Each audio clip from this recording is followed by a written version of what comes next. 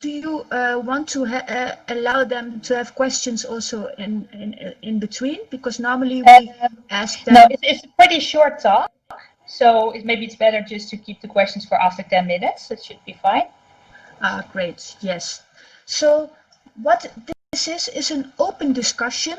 This is not a therapy session, to just make sure that you understand that. And we are decided to do this every week to provide a platform for these special times, where people from all over the world can come together and talk about the COVID-19 and lockdown, and also about the protests and the riots, to give them a safe space to share and talk and share knowledge and tips and tricks. And we always invite a guest speaker that has knowledge about stress management. So first I'd like to introduce you to Jason 1. He's like floating a little bit behind you there in the back. He's the Fox Cambot recording cam, and that means that he's recording this session. If you don't want to be recorded, just tell me. If you want to tell me now or in a message, you can message me by going with your cursor on top of my head. And then if you don't like to be recorded, I can say, for example, after the talk of Roos Pot-Kolder, we shut it down so everybody feels safe to share knowledge and talk about feelings or ideas they have. So just don't be, you can just, oh yeah, I'm gonna mute you everybody because I hear an echo. So if you wanna speak, put your hand up like this for now, and afterwards I give you another button to raise hands if you have questions. So Bogdan Onofray is here as well. Where's Bogdan? I don't see you. Where is he? Bogdan. Bogdan, can you not speak? Bogdan is behind me. Yeah, thank you. So Bogdan is the moderator and helps us out with the technical stuff. This Jason 1 and Bogdan are part of the Educators in VR, like me. My name is Anna Maria Vaneke. I've been sailing around the world, first as a crew member and later as a captain. And now I make people captains of their lives, and virtual reality is the most powerful tool to help me with my mission. That's why I founded a company called CaptainVR. And I'm proud to be part of this wonderful organization called Educators in VR, which is founded by Laurel van Vossen and Daniel Dibowski Bryant. And I'm the team leader of the vCoaching and personal development track. And the mission is to build a network of people around the world who are interested in coaching and personal development, and provide them an interactive space where they can communicate, share knowledge, support, connect, and inspire each other. And maybe even join forces to create a better real world for everybody. So, and I am so happy to announce today that Roos Pot-Kolder is here. I've been knowing her since 2015, I think, 15 or 16. Earlier, yeah. Yes, and it was so great because one of my first debuts on television was together with Roos. We talked on the TV from our hometown, working town for Roos. We were both on television to talk about the topic of virtual reality therapy for me coaching. So I'm so happy to have Roos here now in this session for the first time in VR. Give her a big hand. Big hands, yes, yeah, very good. Thank you, Anna Maria, for having me here. Because I do think this is a very important topic to talk about, so I'll just get into it if that's okay with you. Yeah, please. Yeah. So we're going to talk about healthy coping strategies and also virtual options, how to use them in your coping strategies. But before we get there, in these strange times with the global pandemic and even with the riots now, there's actually a step we have to take before that. And that is when there are very strong emotions, they can feel like a wave almost, a wave that engulfs you and that carries you away. And this is not a time to act, because that is the time when you go out and buy way too much toilet paper. So the first step you have to take, if you have these strong emotions in these strange times, is find a safe place. And find a safe place, ride out the highest waves, surf them out. please don't fight against them, because it will only cost you more energy. And once the peak of the emotional wave is a bit lower, then you can actually use your brain again. And that's much better. And then the next step is actually to explore what kind of emotions you're feeling. Because emotions are like a compass in our life. They tell us what is important for us, and they tell us what are the steps we need to take. And in these very strange times, there are usually a lot of emotions jumbled together. And so it's not just one emotion, it's a mix of them. So after we ride out the strong emotion on the emotional wave, then we have to explore what is actually the emotions we are feeling. And there are two ways you could tackle that. And the first one is more for people who like to be active. And hopefully in most of your places as well, the lockdown is now easing up and you are allowed to go outside again.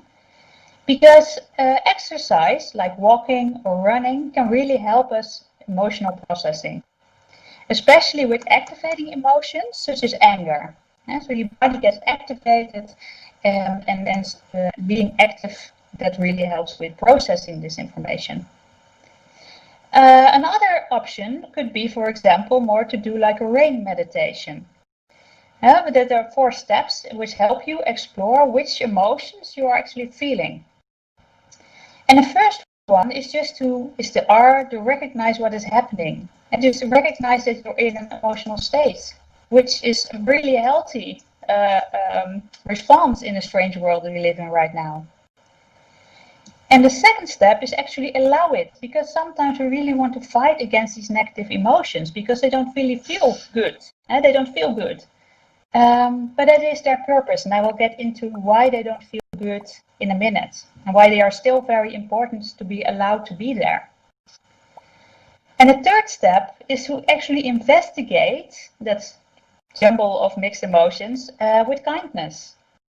Be curious. Be curious about what you're feeling and where you're feeling it in your body, and just investigate it. I'm learning something. I'm learning something. Okay, so I have a little bit of background noise. I'm Yes, not sure I somehow, that's crazy because normally I can mute everybody. I That's tried okay. to unmute and mute again. Let's see if that Let helps. me see. Yeah. So I'll continue. So, Yes. so after you investigate your emotions with kindness, and they all have their purpose to be there, and I'll get to that in a minute. So it's good to allow them to be there, and do that with kindness.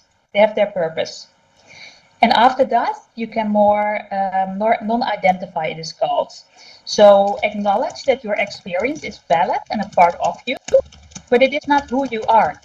It's something you are experiencing. And that usually gives us a bit more information, either if you use exercise or more of an explorative technique like rain meditation.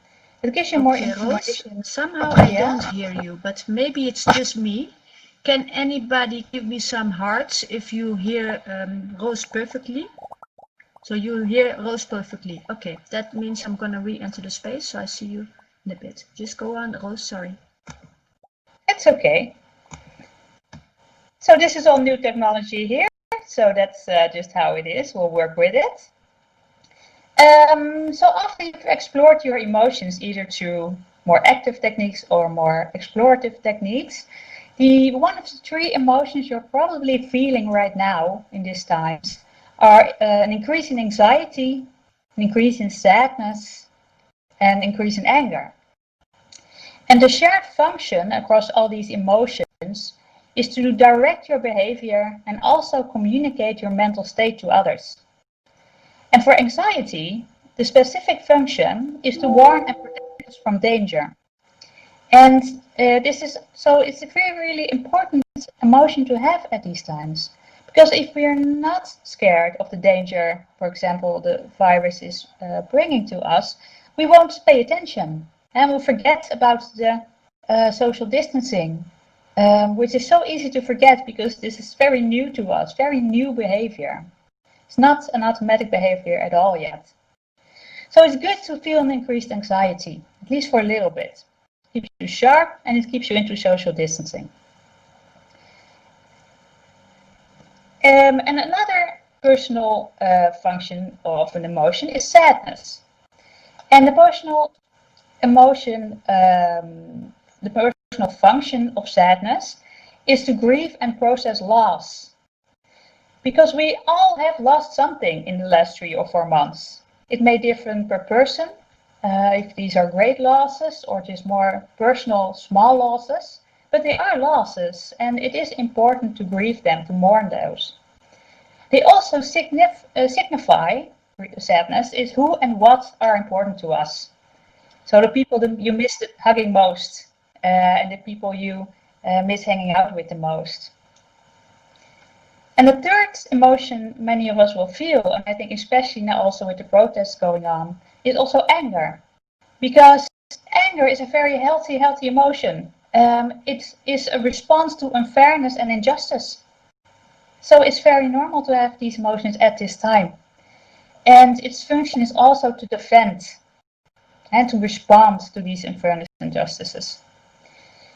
So now we have all these strong emotions, but how do we deal with them? Then I'm coming to more also the virtual part of this talk. And there are some common coping strategies that most people use, about 7, and I will talk about them some more.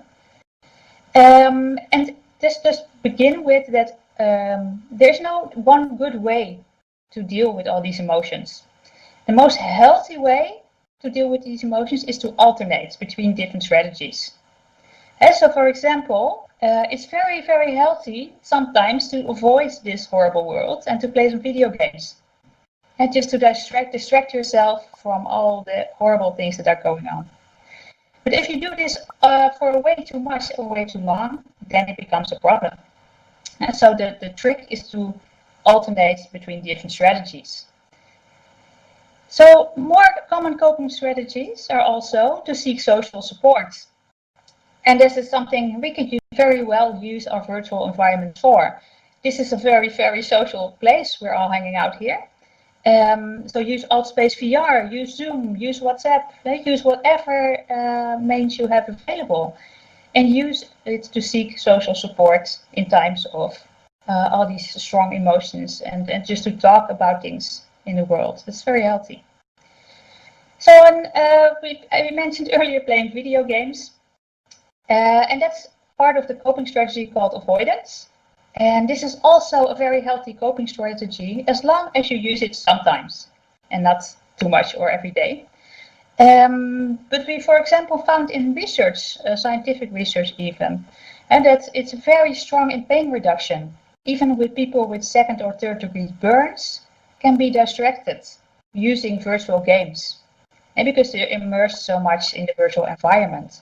So for playing virtual games or regular games is a very good strategy to avoid sometimes. Not all the time, but sometimes it's okay. A third coping strategy that could really help with these emotions is the relaxation. And we also know from research by now that using virtual reality, and I think there are even some meditation worlds here. I'm pretty new here, but I think there are some meditation worlds that using virtual reality for relaxation, that's scientifically proven. That does have a good effect on you. You can use it for mindfulness, you can use it for yoga, just some relaxation. And another common coping strategy, and this is my favorite, I think, that's taking action for as much or as such as possible sometimes, because we're not able to control everything, unfortunately, but sometimes we are able to control things or make a difference. And then it's important to protect yourself from danger, but also at the same time really confront your fears. So protect yourself from the virus, but do confront injustice that is going on. Or if you're afraid of the virus, because we do see a lot of people being very scared for their health, educate yourself. But at the same time, also go outside. And also use the social distancing, wash your hands, please, all those, of course. But don't stay only in your house. If you're allowed to go outside, and you're allowed to see your friends, even if it's from 1.5 meter distance, please do so. And you will notice that feeling always comes after knowing. And so even if you know it's safe, you might still feel really, really scared. That's okay, that's normal. And the more you go outside, and the more you'll feel, okay, I'm not getting sick, I'm not dying, then the feeling of safety will return somewhat, in as much as possible in a global pandemic.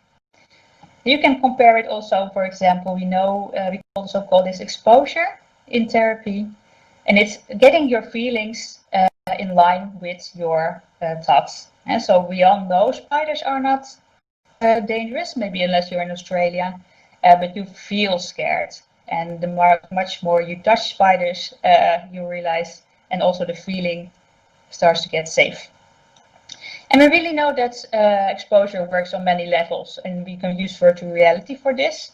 So popular examples that are, I think, now freely available in Steam VR are things like for public speaking or for spider phobia. And for my work, I also work with people suffering from psychosis. Maybe just to mention shortly, because I think the time's up in a bit, so the last coping strategies that are good to sometimes use, not all the time, just sometimes, is also to isolate. And sometimes it's really good for just a minute to close yourself off and just process all that is happening. Another one is to express your emotions. Just cry, it's okay. Find a safe place to do so. And another one is using comforting self-talk. And this is a very nasty situation, but it's not the end of the world. And maybe we can even use it as a sort of accelerator to make a better world from this. Thank you. Thank you. That's amazing, Roos. Yes, Roos is a clinical psychologist specialized in virtual reality therapy since 2012. And she is also, in addition to her clinical work, she's a PhD candidate on the topical virtual reality for research and treatment of psychosis. So she is very a very big expert. Can I say that, Roos? Yes.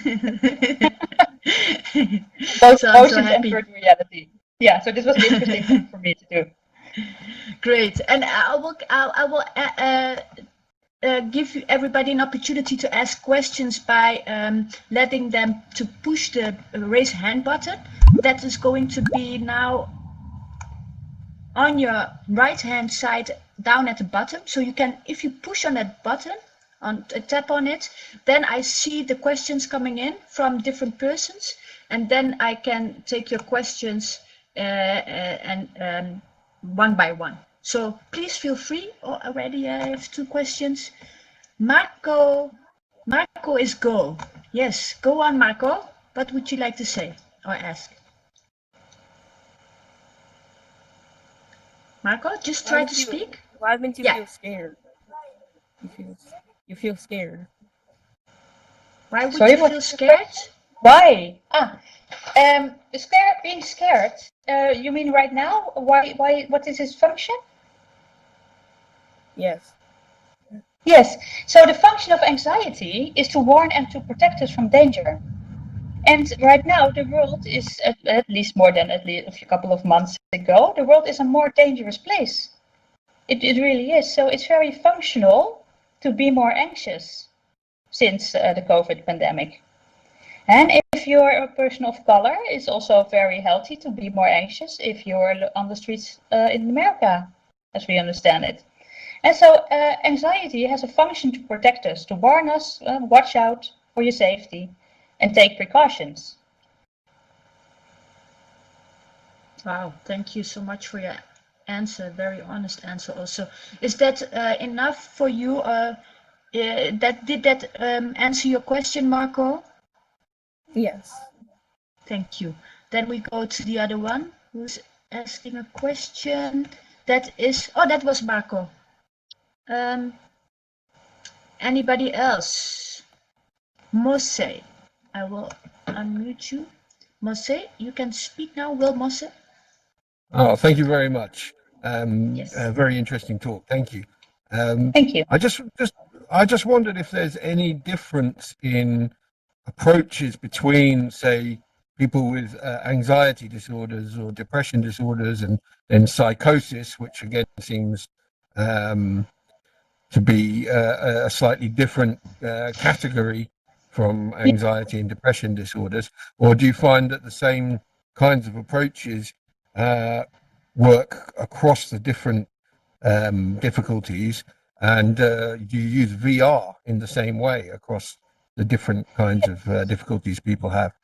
Thank you. So that's an interesting question, especially because there's actually psychosis and anxiety. I use very similar approaches.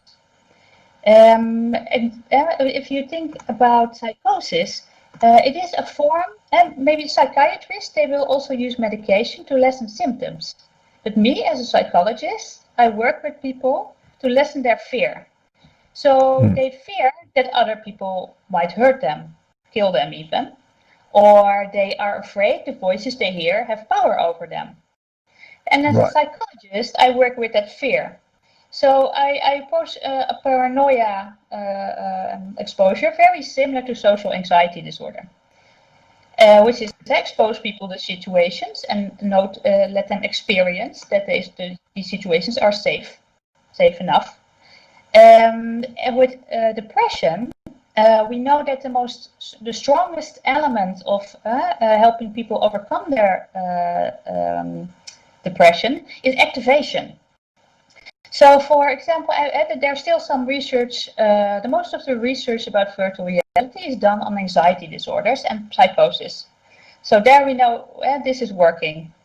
For depression, there's still a lot of research going on.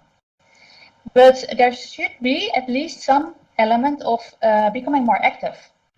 And we know that if people get more active, if they start to do more, at first they will not feel better, but in the long term they will. So there should be an activation element in the VR as well. Okay, that great. Answers your question? Yeah. Yeah, and I was just wondering, and so the activation in depression within VR makes a lot of sense, and I could see how that could work. And then, so how about for the anxiety and the psychosis?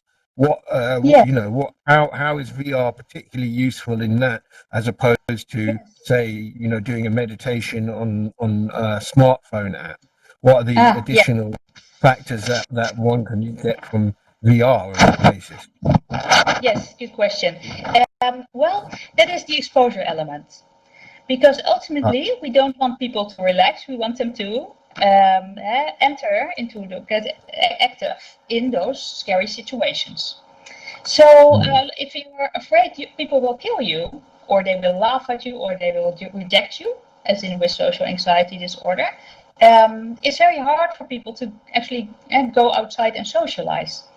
We know if we expose people to virtual social scenarios, and this can be just being in the grocery store, or in a cafe, or using public transport.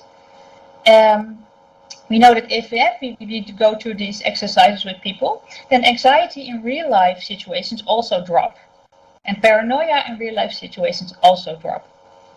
And so we use virtual reality to expose them basically to their biggest fears, and then learn that they can deal with those fears and they can handle it, and they will still stand up at the end of the day. Right. Okay. Thank you. That's very helpful. That's interesting. Thank you. Very good. Beautiful. I have a row of questions, so please ask one question at a time, and then you can raise your hand again, so we can give everybody a turn. Oh, I see Magnus. Magnus, please go on. Magnus, you can speak now, if you like. Yes. I have my question is about schizophrenia. Yeah. Because I learned that schizophrenia, it is an imbalance of neurotransmitters in the brain, and that's what's causing it. Having. Yes. But is that everything? How is schizophrenia triggered? What is the reason why this disease breaks out in somebody? Okay. So I could actually talk about 4 to 5 hours about that topic, because there are many interactions that could trigger schizophrenia. Just the main ones are, for example, genetics. And we know some people are more susceptible to, because schizophrenia is basically being susceptible to developing psychotic episodes.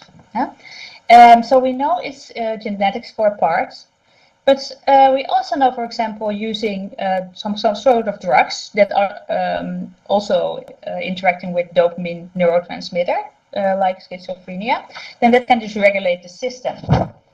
So where I live, weed and hashish are, I'm not sure what the English translations even are, but they are freely available.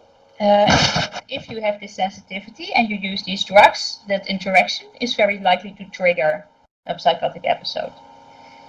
We also know childhood trauma and childhood abuse are very, very strong triggers for schizophrenia. So I would think about 60% of patients with schizophrenia have had to deal with childhood abuse, which is horrible. And we now know, luckily, that also just PTSD treatment works very well with these patients. So then the step is first PTSD treatment, and then if anything is left, maybe virtual reality therapy or other therapies.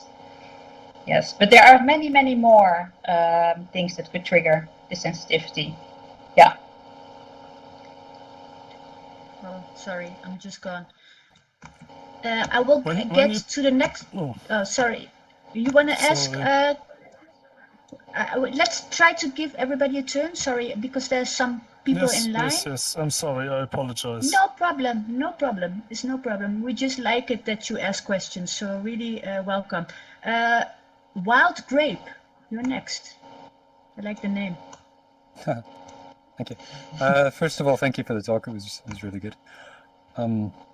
My question pertains to VR. How Yes. do you use VR solely as a tool, like for clients that you currently see, or is VR used as a totally separate? If somebody lives on the other side of the world and you never met them in person, can you use VR for your work? Yes.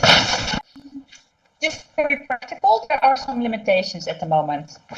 So we have, at least in the Netherlands, there's only one company that delivers the quality of software that's high enough that we can really use it well for therapies. And we need them, and then they physically install these on a local computer and headset in the mental health institutions where we work. So for now, we can only treat patients within mental health institutions, and we can't stream it yet, or we can't do this on the other side of the world yet, unfortunately. Maybe in the future. Yeah. Okay. Thank you. Thank you. Thank you. Next question is going to be 0 points. You can talk now. How are you? Hi, how are you? Good.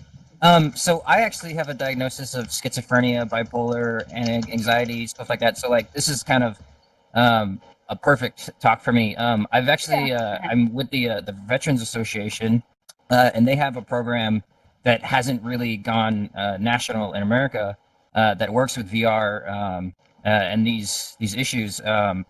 So one of the things that I completely agree with that there are large limitations. There's not a lot of developers. I don't think the medical field has really kind of opened up to the possibilities of implementing technology to kind of psychosis recovery and stuff like that. So I raised my hand, but you've answered a lot of my questions. So I guess going forward, the big question I have is like you talk about kind of scenarios. So like the thing that I see as far as VR goes, it gives you a better possibility to kind of find yourself. So the way the internet works, like you've got like programs and stuff that you can go into and like explore different programs and groups and connections like that. But with VR, you can actually create your avatar, build kind of like a stronger self. Yeah. Yeah. So I mean, and then the way that technology is going to go, like you can create more of an identity. So as far as that goes, like, what are some of like the simulations that people can kind of go into that you see would kind of help with this process? Because to me, self-identification and acceptance, not only that you have schizophrenia or you have anxiety, and kind of accepting those issues and bringing them out, kind of it's helped me a lot in the process. So where do you see, as far as like the environment that one would go into to kind of explore the depths of the self? Yeah. So it is well, there are two things I would like to say about that. And the first thing is, there is, at least in the Netherlands, we have two very, very important initiatives that actually allows people who do not have the diagnosis of schizophrenia to experience how it is to feel psychotic episodes. So we have one lady who works with augmented reality, and she worked with a person who experienced psychosis, and you can actually wear the augmented glasses, and you will experience for about 15 minutes symptoms that are similar during the psychosis of this person. So that was also for me, because I had been working with patients with psychosis for quite a while. A very, very learning moment, because I was so exhausted after 15 minutes just dealing with all these sense overstimulation. So, and then there's another app as well, a virtual reality app that shows one experience of a person with his psychosis. So that's one thing. And in a more broad sense, my specialty is working with people who have clinical symptoms. So one thing we found out is that it's really, and that's why I love that you use the word explore. What we found out is that it's great to as a mechanism to explore, because not everybody exactly knows what the problem is when they come in with us. So then we go into a situation that they find difficult. For example, standing in line in a supermarket in a virtual environment, and we just go explore together. And what happens if a person talks to you? Let's try it. Let's find out. And where are you feeling this? And so you're actually really working as a team.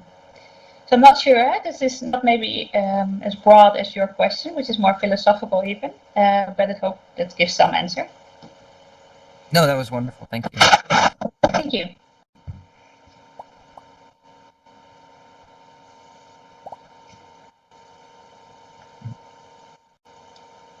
So Madonna Maria, I don't hear you. Yes, very good. Thank you. I was muting myself, but I called on Dr. Intuit when I was muted, so he did not understand. Intuit. Oh, sorry. Go on. Yeah, I just glitched here. I just arrived, but and I just heard you say that this is more concerning clinical experiences. And you can call on me again at another time, because I was actually looking for a description of I don't want to say the wrong thing here, because when I hear about schizophrenia, I've been meaning for a very long time to read the philosophical works of Gilles Deleuze and Felix Guattari. Is this familiar? For me, no. I'm not a philosopher. No. Okay. So it's a completely other type. It's not a clinical understanding of schizophrenia and the symptoms of it. But I don't know, because I don't know the works. So maybe they are. Mm-hmm. So they're equating. So they're referring to schizophrenia as a symptom of capitalism. Oh, okay. But not just that, not just capitalism, but it's one of the theories. And they go through a whole, I just know I have a very base grasp on the concepts that they refer to. But a lot of things that they are referring to is this process of becoming like a machine, like an animal, things of this nature. And when you're referring to clinical symptoms of psychosis, this is not an ongoing thing, right? Like psychosis lasts for a couple of months at the longest. No. Is that correct? No, that's not correct. No. If you look at the numbers for schizophrenia, for example, there is a large group that only has one episode of psychosis they experience, and then they recover, and they recover very well. There's another group, that's the main group, who has at least 2 episodes during their lifetime of psychosis. But there's also a small group who's actually chronically psychotic. So they don't really come out of the psychotic state very well anymore. Okay. I'll just continue to listen since I got here a little bit That's late okay. and see what the conversation is about. Yes, but I wanted to mention, thank you so much, Dr. Intuit, for mentioning that and sharing that, because this is the whole goal of this session, to have an open discussion where everybody can share their thoughts and ideas and emotions about this certain topic. So feel really free to share your thoughts, and everybody can, and that's Yes, the please wonderful do. of being. And I might not have any answers, but that's because I just only give answers if I know something about it. Sure. Yeah. Then, please ask at least. Yeah, sure. Okay. Yeah, and it's interesting to hear different sounds, you know, how you say it, different ideas about this topic. So let's go to the next one. Magnus, do you have a question, or was that because you were already? Yes, I have another question about schizophrenia. Sure. Actually, it's difficult to put it in one question. What do you think? You said childhood abuse could trigger that, but what about abuse that you experience as a young adult, for example, inside a cult? Okay. So I'm not specialized in cults, but more in general. Experiencing violence, experiencing exclusion, experiencing all these very unhealthy situations as a child or as a young adult will definitely could be seen as traumatic, and they are, I think most of them, for as far as we researched it, also things like bullying, for example. So those things also could be a trigger. But this is not to mean to say that everybody who experiences these things will get psychosis. No, not at all. But we do see it if you have some sort of sensitivity already, maybe, and you have to experience these horrible things, that the chances are more likely that you will develop psychosis. Okay, thank you. Thank you. Let me see, I have some more questions. Wild Grape, you have a question? Yeah, thank you. You mentioned there's a few people that are chronically psychotic. I can't imagine how awful that must be. How do they cope with that? What sort of help do they get, and how mentally do they, they get on with their lives? Very much, difference per country. So I can only talk about, I think a lot of people unfortunately also end up on the streets in this situation. But I do know, for example, in the Netherlands we have outreaching teams. So if people have these very severe symptoms and they're not really getting better, we give them sheltered housing. And they live with in sheltered housing. And they, of course, we try different sort of medications, and we try, but sometimes you just try to at least make life as comfortable as possible, and not as much, because you cannot really always help with the symptoms. Is there do you know what the suicide rate is for amongst that group? No, it's high. And especially high in the first episodes. of psychosis. We know that because we think that's at least partially because there's also lots of stigma surrounded with the disease. And so the what you see on TV or in crime shows, that's not schizophrenia as we know it. And that's theater. And so there's a lot of stigma that you are crazy, for example. A lot of people say, but now I'm crazy. No, you're not. You're having psychotic symptoms, but you're not crazy. And I think because of the stigma, because of they don't see the healthy people with psychosis, because many people do live with this sensitivity for psychotic episodes very well. They can be your neighbors and they can be your co-workers, and you might not even notice. But the people they do see with symptoms are the ones screaming on the streets. So that's the knowledge they have of schizophrenia, and that's not good knowledge, that's stigma. And that suicide rates are high, unfortunately. Yeah. Thank you. Thank you.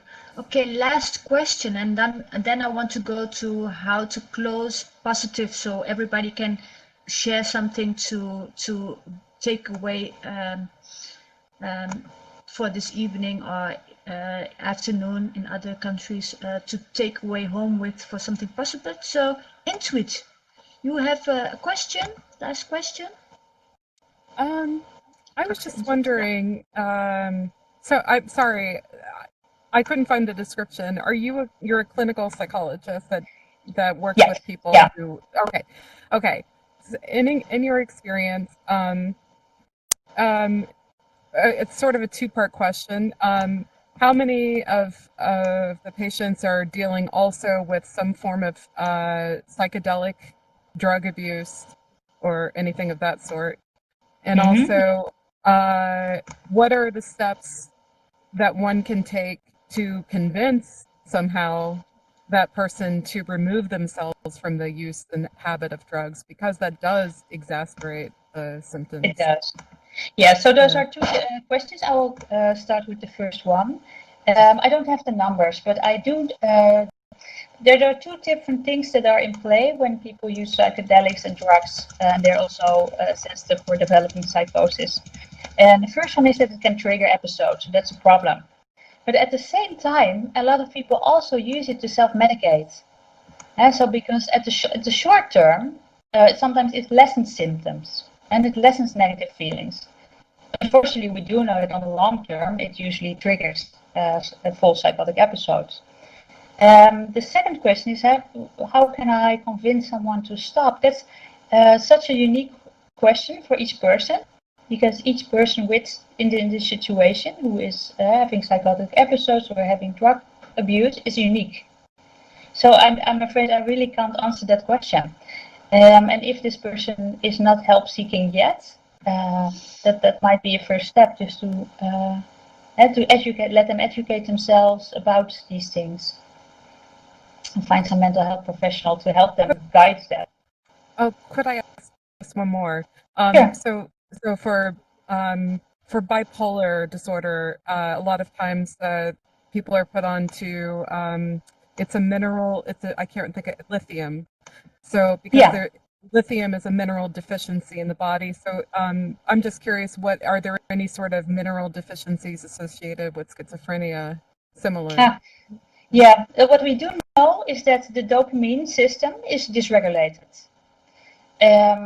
So there's too much of the dopamine released within certain parts of the brain. And the antipsychotic drugs that help with some of these symptoms, they block some of the connectors for the neurotransmitters. And so they try to compensate that effect.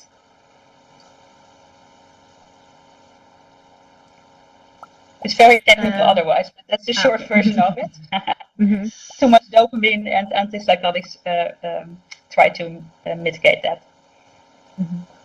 Okay. Beautiful. Thank you. So many beautiful questions, and so many more questions we need from you, Roos. So maybe about the topic of schizophrenia, I find it very interesting because there are a lot of questions about that apparently.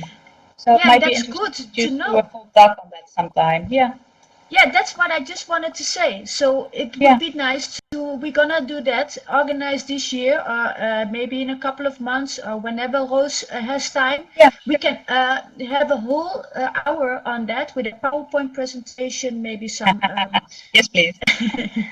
Yeah, and then everybody can be invited. So what we can do, for example, give notice in the vCoaching and personal development track. That's the Discord platform of educators in VR. So if everybody just can go there, you see that on the how you say it, on the event page. You can see where that is, and you get notifications on topics that are gonna be coming. So we can notify you in front, like 2 weeks or 3 weeks before. And if you keep an eye on it, you see that Roos will be speaking again, and then everybody could join again. So we would love to see you again, because it's such a great crowd, very interactive. Yeah, and with the PowerPoint, I can use pictures, because sometimes it's difficult to explain such difficult concept with words. So then I can use some more pictures with that. Yes, beautiful. So nice. I would like to. I know you want to talk more about psychosis, and maybe or schizophrenia or anything, but what the knowledge is of Roos. Maybe Roos can stay a little bit longer later to have more some intimate question, if you like, Roos. I don't know if you have time to stick a little bit longer. That's about 12 minutes, I think. Yeah. Yeah, so then we can start closing the session in a positive way for the people who will, not that it was not positive, but I would like to just give everybody the floor to share something to take home with, something positive, or something to take home with in these times, to help them, to empower them, or to help them to stay positive. So I will also unmute everybody right away. But for example, I would say count your blessings every day. Count your blessings every day, and just be grateful for the things that what you do have, and really focus on that every day, maybe 2 times if you feel bad, more times a day, like 5 minutes. Just focus on these. This is what I would like to share. And now I would like to open the floor for everybody. So I unmute everybody, so everybody can just say something. Who's first? And remove the megaphone from me, please. You want a megaphone? Where are you? No, I still have it. I want it removed. It might disturb others. Okay. Where's? But who are you? Can you say your name? Magnus. Yeah, I see you. Yes. Anybody else? Just go on, please. Something positive. I can say something that's helped me with very practical tips, so that's very helpful. And one is I use myself already, but I'm not sure it works well, is to activate myself. Go do something, go outside, go into nature, and be active, and not be passive in my home watching YouTube or whatever. So thanks for confirming that, Roos. Yes, go do that. It sounds very healthy. Someone else was talking as well. Please go on. Sorry. Yeah, that's me. I was just saying something that's helped me is finding one thing, doing one thing every day, even if it's just 5 minutes, like whether it be meditation, yoga, learning a new language, having a cold shower, or something like that. Just do that every single day, just that one thing, until it becomes a habit. And I think it's dopamine that gets released. I've got so many things. I mean, I'm not saying everybody should do this, but me personally, I love learning stuff. So I'm learning languages and instruments and having cold showers, yoga, meditation. And I'm just doing a few minutes every day, and it's really lifted my mood. So. Good, yeah. Yeah, I would just say, I guess I'm new to VR, and I've got this Oculus Quest about 6 weeks ago, and I think in terms of social anxiety, it's actually really helpful, because you know, I can both be, you know, I'm at home, but I can come to events like this and talk to people at the same time. So I think that's a kind of useful, very useful application. I'm going every, you know, coming to meet people and talk to people and do things. So that's really good. Beautiful. So I would want to suggest that if someone is talking, everybody mute yourself, because we hear an echo and it's a little bit distracting. So if someone is talking, please mute your own self if you're not talking, yes? But thank you so much for sharing that, Mosse. Very nice that you're only for 6 weeks already here. So great that you already found this event. I hope to see you next time as well. Anybody? Thank you.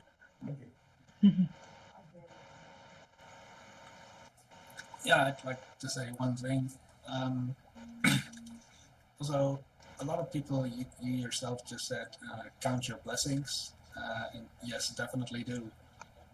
But also I personally have a tendency to look at other people and kind of neglect my own small issues because other people have it so much worse. But that doesn't mean that my problems are not valid. You feel the way you feel, and don't deny your own small things because other people have it worse. In doing that, you will just smother your own feelings. Yes, thank you for sharing. Very good. Thank you so much. So the only person you can control is yourself. Yeah. So yes, please don't forget yourself. Great. Some people need to mute themselves because they give they cause an echo. So please mute yourself. If you don't know how to do that, that's a big blue menu tab, and above that there is a microphone. You can push it and then you are muted, and then we don't hear an echo anymore. So if you don't speak, please use that button. And everybody else, can you please just share? If you would like to share some more, we have 3 minutes more to share about some positive things, and then we're gonna make a selfie with all of us, if you like. Yes, I see some head nodding. Yeah. Do you have maybe Roos, some more tips? Someone. Yes, go on, please. What I learned that I suffer from depression, and what I learned that is helpful is exercising, doing some kind of sports. I don't hear you very well. Is that you? Sorry. Is that Magnus? Yeah, I'm gonna put you louder, yeah? Yes. Sorry. I'm gonna put you louder, then you can talk. Yes, go on, please. So what I was saying, I suffer from depression, and what I learned is that exercising helps, like going out jogging or doing some exercise like weight training. That is very, very helpful. Or at least if you can't do one of these things, at least go outside for a walk once a day. Thank you. Very good. Very nice. Anybody else? I see questions coming. Maybe if you want, I can try to see if. Oh no, it's not really. Anybody else? Do you want to talk? I'll just try I'll to just talk. say Yeah. I'm trying desperately. I've been trying this for years. I'm trying to stop my sugar intake to natural sugars only and no processed food, because I find that affects just my feeling in general. I don't feel as sluggish when I'm off the sugar, and it's so hard to quit. It's like a drug. I have to go through this like 3-4 week series of depression. Really, is what happens when you quit sugar. So Yes. just I'm trying desperately before my metabolism slows down even more, so I don't keep it on into my 40s. So wish me luck. Yes, I wish you luck. I just heard that it's touching the same brain parts as cocaine does, the sugar. So I don't know if that's true, but that's what I heard. So sugar is so addictive. And what do you think, Roos? Do you know something about that? Roos is I try to unmute teleporting myself back. again and teleporting as well. Yeah. No, that's okay. I think it's a bit strong to compare it to heroin, The but cocaine. okay. But the same for all addictions. There are similar systems in place. So if you feel like sugar is an addiction, maybe look into what works in quitting addictions for you to help. Yeah, but sugar is not my my specialty, so I don't really have anything else to say on that. What the fuck is that? Yeah, yes. Don't please try not to make a strong language here, and have a respectful way of talking. Maybe it was an accident.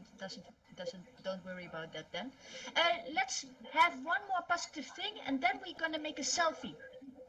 One takeaway? Who wants to really want to share something? Yeah, go on. Please do. Found Kevin, out yeah. late last year that I have had diabetes, a high blood sugar.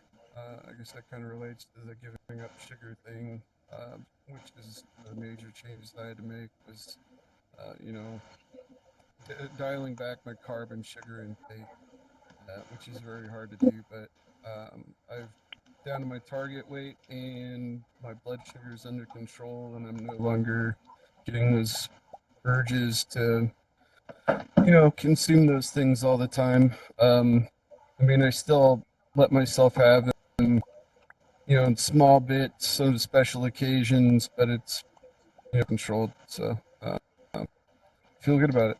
Thanks. Very good. Thank you. Woo! Yeah, beautiful. Yeah. Okay, end it with a really beautiful applause for everybody, and of course, especially for Roos. Look at this, Roos. This is all for you. Happy people. Thank you. Thank you for your interesting And for questions. everybody Yeah. else. Yes. And also for Jason Wang, who's recording this session. And also Bogdan, who is really helping us with the technical stuff. If you have any questions, please stay after this for a bit. Maybe Roos can answer some of your questions, maybe not too long. But now we're going to make a selfie. Bogdan, can you arrange it? Because last time it was really difficult for the guests to do that. And I think you're the specialized one here now for the making selfies. So just tell us what to do. Uh-oh, he's not talking. Bogdan, we don't hear you. Bogdan? Uh-oh, Bogdan, we don't hear you. Yes, are you there, Bogdan? Can you make a selfie with us? Yes, okay, we just follow him. Where do we stand? Next to you? Where? So we need to stand next to Bogdan, especially Roos. Stand really close to him, because where we I'm be in the trying to picture. find Bogdan. Oh, here. Yeah, that's Yes. yeah. And then And we're are gonna you all at the be tree or the window? yeah, Can you maybe. hear me? Yes, now Yes. we can hear you. Yes. Perfect, perfect. Let me open the The camera here. couches. Some people say the couches is maybe a better spot. Yeah, What do you think? it looks nicer. Yeah, we can go there. Everybody's following. We can go there. Everybody's following the other guy. What's your name? Yeah. I'm Matt. Great. Okay, nice. Nice taking charge. Yeah. Move here. Yeah, oh yeah, because Okay. people can stand on the couch as well. That's nice. Yeah. So we can all be in the picture. But Great idea. Roos, you Yes, have to on be the in couch. front. Yeah, Oh. okay, you can be there. Yeah, no, you're there. Perfect, You're perfect, right perfect. in the middle. Yes, yeah. A little bit in the middle. Yes, yes. I want to be next to Roos. Okay. Oh, wait. Perfect. Sorry. I want to see some hearts right now. I'm on the couch. I cannot go Hearts. Yay! Find heart. Once again. Great. Am Let I me in the make- picture too, Bogdan? Yeah, you are in the Okay, picture. good. Yeah. You can move a little bit closer to me, but Yeah. I'm Because I could not go to the hall somehow. I was stuck. But everybody needs to be in the picture. Do you see Yeah, of everybody in the course. picture? Yeah, I think But I so don't because see I Rob. made. Rob 6 is not in the picture. Why? Come in the picture, Rob. Yes, very good. Okay, one Yeah. more time. Dana, what Yeah. left or right? Because you are right behind me. Like this. Yeah, a little bit more. Like this. Okay. Then once again, awesome. But now, Janita was not in the picture. And that's a friend of Okay. Oh Roos. no. She needs to be in the picture. We have to make And who is another that? one. Yeah, you have to make another one. And who Okay. is the blue guy, the blue-haired guy? Who's that? Oh, he's Well, not here, I guess.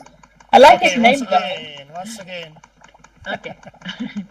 Perfect. Oh, now I'm gone. Is that Roos? Oh. Roos. Now Oh, we he's should do it moving. again. Roos was. Come in the picture.